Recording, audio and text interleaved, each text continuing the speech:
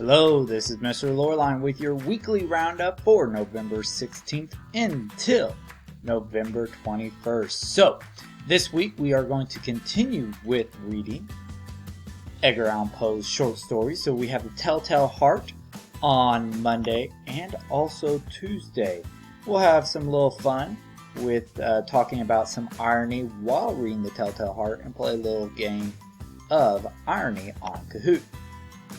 On Wednesday, we are going to be reading The Raven, which is a poem by Edgar Allan Poe. We're going to be looking at some figurative language and irony in The Raven and also Annabel Lee, but we won't get into the Annabel Lee poem until Thursday.